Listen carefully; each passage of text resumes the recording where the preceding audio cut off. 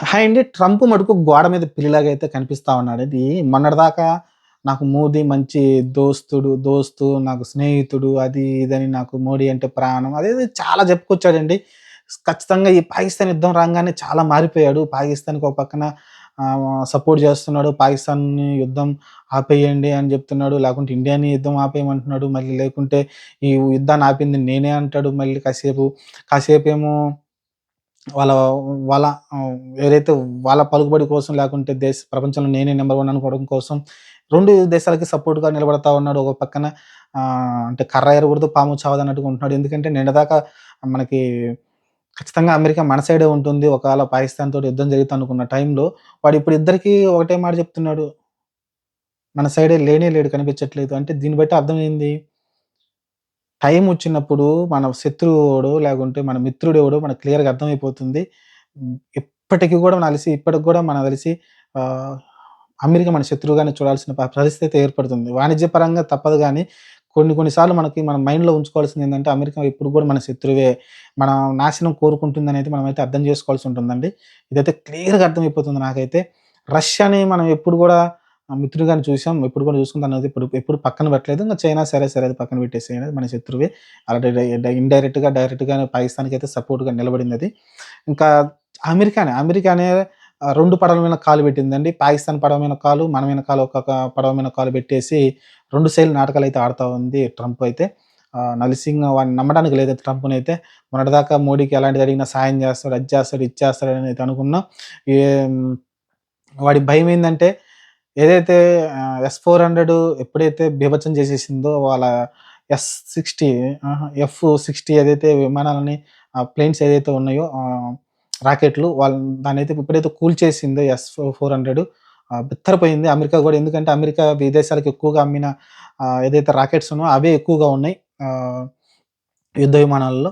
కాబట్టి వాటిని మనం కూల్చేసాం గాబట్టి వాళ్ళైతే బిత్తరపోయింది. అందుకని ఇప్పుడైతే మళ్ళీ ఎక్కువ యుద్ధం జరిగితే ఎందుకంటే సగం ఆయుధాలు అమెరికానే సప్లై చేసింది కాబట్టి వాళ్ళు అందుకని ఒక పక్కన యుద్ధం ఆపేయమని కోరుకుంది. అలానే ఎస్-400 సక్సెస్ అయింది కాబట్టి రష్యా నుంచి ఇంకా బీభత్సంగా సేల్ అయితే పెరుగుతుంది రష్యాకి.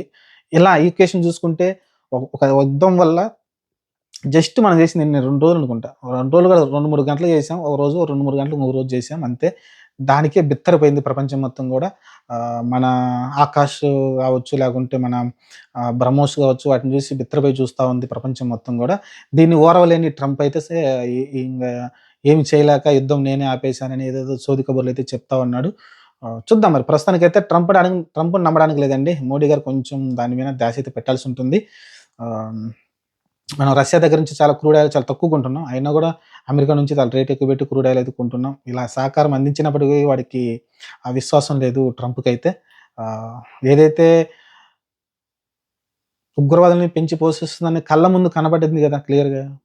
ఉగ్రవాదులు చనిపోతే వాళ్ళొచ్చి వాళ్ళ దేశ జెండా కప్పి అక్కడున్న ఆర్మీ అందరూ వచ్చేసి కళ్ళ ముందు వీడియోలు గూడా ప్రూఫ్స్ కనబడుతుంటే వీడు మళ్ళీ ట్రంప్ గాడెళ్లి వాళ్ళకి సపోర్ట్ చేయడం అనేది నాకైతే అస్సలు నచ్చలేదండి. చూద్దాం మరి. ప్రస్తుతానికైతే ఇదైతే నాకైతే ససేమిరా ట్రంప్ గోడ మీద పిల్లిలాగా ఉన్నాడు. వాడిని నమ్మడానికి లేదనైతే క్లియర్‌గా అర్థమవుతుంది. మనమైతే స్ట్రాంగ్‌గా మనం నిలబడాల్సిన అవసరం అయితే ఉంటుంది. ఖచ్చితంగా బ్రిక్స్ దేశాలున్నాయి గదా! ఖచ్చితంగా దాన్ని ఫార్మ్ జేసుకోవాలి. అదైతే 7 దేశాలు ఎన్ని ఉన్నాయా బ్రిక్స్. దాన్నయితే స్ట్రాంగ్‌గా జేసుకోవాల్సుంటుంది బ్రిక్స్‌నైతే. చేసుకుంటే మనం ఫ్యూచర్‌లో మనమైతే ఆహ్, యాక్చువల్‌గా ఒక కొత్త రూపాయి గూడా పెడతామని జెప్తున్నారు. డాలర్‌కి అంటే అగైనిస్ట్‌గా డాలర్ చాలా పెరిగిపోతుంది గదా! డాలర్‌కి అపోజిట్‌లో అప్పుడు ట్రంప్ గూడా అన్నాడు, యుద్ధం ప్రకటిస్తాను మీరు వేరే కొత్తగా ఏదైనా డాలర్‌ని పెడితే అని. డాలర్ అంటే వేరే కొత్తది కనిపెట్టడం అంట. రూపాయి గావచ్చు, లేకుంటే రష్యాది గావచ్చు, ఇయన్నీ కలిపి ఒక కొత్త నోటయితే కనిపెడతారు. అదైతే ఈ దేశాలన్నీ ఆమోదిస్తే ప్రపంచ దేశాలు గూడా ఆమోదించాల్సినయితే ఉంటుంది. అలా స్ట్రాంగ్ అయితే పెంచుతారు దాన్ని. డాలర్ కన్నా విలువైన దానికంటే పెంచుతారు. అందుకని ట్రంప్ కూడా దానికి అడ్డు చెప్పాడు. అలా మీరు చేస్తే నేను వేరే డెసిషన్‌లే తీసుకోవాల్సి ఉంటుందని చెప్పారు. సరే ఇలా రకరకాలుగా అయితే జరుగుతా ఉన్నాయి. కానీ ట్రంప్‌నైతే నమ్మడానికి లేదండి. ఇది నేను చెప్పాల్సింది. ఈ యుద్ధం జరుగుతున్న టైంలో వాడు ఏసిన కోతి చేష్టలు కావచ్చు, లేకుంటే పిచ్చి పనులు కావచ్చు. ఆహ్, అది ట్రంప్‌ని ఇంక ఫ్యూచర్‌లో నమ్మననుకుందాం. ట్రంప్‌నే కాదు. అసలకి అమెరికాని మనం ఫ్యూచర్‌లో ఎక్కువగా నమ్మకూడదు. అమెరికా మీద ఎక్కువ నమ్మకం కూడా పెట్టుకోకూడదండి. ఇదైతే క్లియర్‌గా నాకు అర్థమవుతుంది. మరి చూద్దాం. నాకు తెలిసి ప్రధానికి కూడా ఇది అర్థమై ఉంటుంది. చూద్దాం ఏం జరగబోద్దో. ప్రస్తుతానికైతే వారైతే సద్దుమణిగింది. మరి ఫ్యూచర్‌లో ఏం జరిగిద్దో తెలీదు. ప్రస్తుతానికైతే ట్రంప్‌ని నమ్మకూడదు.